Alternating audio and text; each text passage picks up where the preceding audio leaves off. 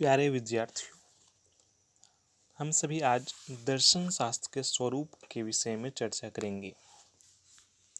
जैसा कि हम सभी जानते हैं कि दर्शन जो शब्द है वो संस्कृत भाषा के मूल शब्द दृश्य धातु से उत्पन्न हुई है, जिसका अर्थ है देखना। दर्शन अंग्रेजी शब्द फिलोसफी का हिंदी रूपांतरण है, जिसकी उत्पत्ति दो शब्द ग्रीक शब्दों फिलो और सोफिया से हुई है, जिसका अर्थ होता है लव फॉर विजडम या ज्ञान के प्रति अनुराग।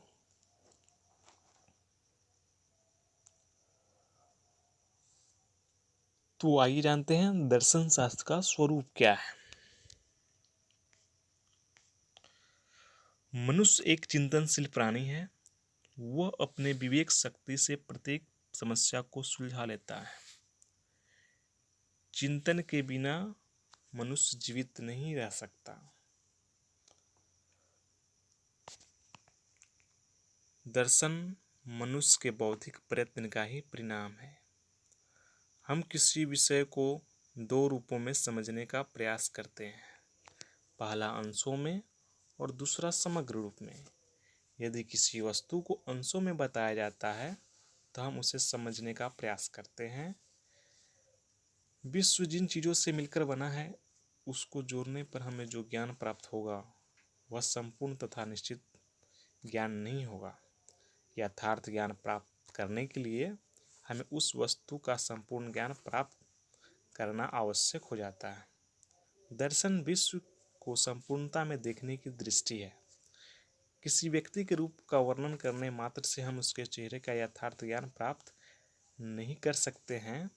इसके लिए हमें उस व्यक्ति का चेहरा देखना ही पड़ेगा। ठीक उसी प्रकार दर्शन जगत को संपूर्णता में जानने की कोशिश है।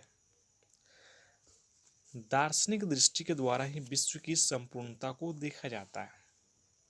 इस दृष्टि के लिए हमें बुद्धि का सहारा लेना पड़ता है। दार्शनिक निष्कर्ष किसी भावना या विश्वास पर आधारित न होकर यह पूर्ण रूपेण तर्क और चिंतन पर आधारित होता है। किसी भी चीज को हम जानने के लिए बुद्धि का प्रयोग करते हैं। दार्शनिक चिंतन बुद्धि पर आधारित होने के साथ साथ वह निष्पक्ष भी होता है। इसमें व्यक्तिगत कल्पना का कोई स्थान नहीं होता। जब कोई दार्शनिक विश्व को समझने का प्रयास करता है तो उसे पूर्वाग्रह से मुक्त होना होता है।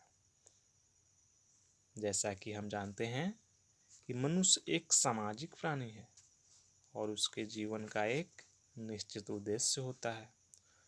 वह जीवन के बारे में हर चीज जानने को उत्सुक रहता है। इसके लिए वह निरंतर चिंतन करता रहता है।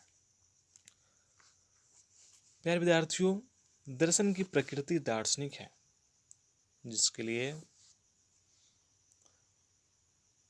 5 मुख्य चीजें बताई गई हैं। इससे हमें दर्शन का स्वरूप स्पष्ट हो जाएगा।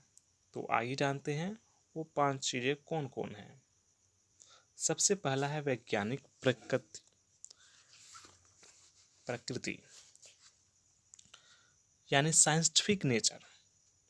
जब किसी विज्ञान के विषय में यह प्रश्न उठता है कि उसकी प्रकृति क्या है, तब उत्तर दिया जाता है कि उसकी प्रकृति वैज्ञानिक है। इसी प्रकार मनोविज्ञान, समाजशास्त्र, अर्थशास्त्र, राजनीति शास्त्र आदि विभिन्न सामाजिक विज्ञानों की प्रकृति वैज्ञानिक बतलाई जाती है। अब यहाँ प्रश्न उठता है कि दर्शन की प्रकृति क्या है। स्वाभाविक उत्तर यही होगा कि दर्शन की प्रकृति दार्शनिक है।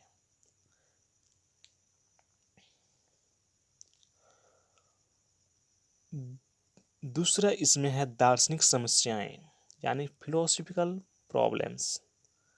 दार्शनिक समस्याएं भिन्न भिन्न दार्शनिक विज्ञान की सामान्य समस्याएं हैं,